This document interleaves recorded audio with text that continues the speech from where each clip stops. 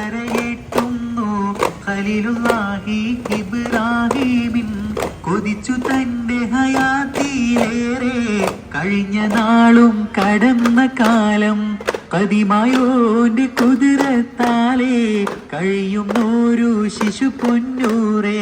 കാരുണ്യത്തിന്റെയും സ്നേഹത്തിന്റെയും സന്ദേശം ലോകത്തിന് പകർന്നു നൽകിയ പ്രവാചകൻ മുഹമ്മദ് നബിയുടെ ജന്മദിനം നാടെങ്ങും ഭക്തിസാന്ദ്രവും വിപുലവുമായി ആഘോഷിച്ചു. മസ്ജിദുകൾ, മദ്രസകൾ, വിവിധ ഇസ്ലാമിക സംഘടനകൾ എന്നിവയുടെ നേതൃത്വത്തിൽ വൈവിധ്യമാർന്ന പരിപാടികളോടെയാണ് നബിദിനം കൊണ്ടാടിയത്. പുലർച്ചെ പള്ളികളിലും മദ്രസകളിലും നടന്ന പ്രത്യേക പ്രാർത്ഥനകൾ, മൗലിദ് പാരായണം എന്നിവയോടെയാണ് ആഘോഷ പരിപാടികൾക്ക് തുടക്കമായത്. തുടർന്ന് വിദ്യാർത്ഥികളും വിശ്വാസികളും അണിനിരന്ന വർണ്ണാഭമായ നബിദിന റാലികൾ നടന്നു. ദഫ്മുട്ട്, സ്കൗട്ട്, അറബനമുട്ട്, പ്രവാചക കീർത്തനാലാപനങ്ങൾ എന്നിവ റാലികൾക്ക് മാറ്റുകൂട്ടി. പ്രവാചക സന്ദേശങ്ങൾ ആലേഖനം ചെയ്ത പ്ലക്കാർഡുകളും പതാകകളും റാലിയിൽ ശ്രദ്ധേയമായി. വിവിധ കേന്ദ്രങ്ങളിൽ അന്നദാനം, മധുരപലഹാര വിതരണം, രക്തദാന ക്യാമ്പുകൾ, ജീവകാരുണ്യ പ്രവർത്തനങ്ങൾ എന്നിവയും നബിദിനത്തോടനുബന്ധിച്ച് സംഘടിപ്പിച്ചു. മദ്രസകളിൽ കുട്ടികളുടെ കലാ സാഹിത്യ മത്സരങ്ങളും ദൗവ സമ്മേളനങ്ങളും നടന്നു. മഹല്ല് ഭാരവാഹികൾ, മതസാമൂഹിക രാഷ്ട്രീയ രംഗത്തെ പ്രമുഖർ തുടങ്ങിയവർ വിവിധ കേന്ദ്രങ്ങളിലെ ചടങ്ങുകളിൽ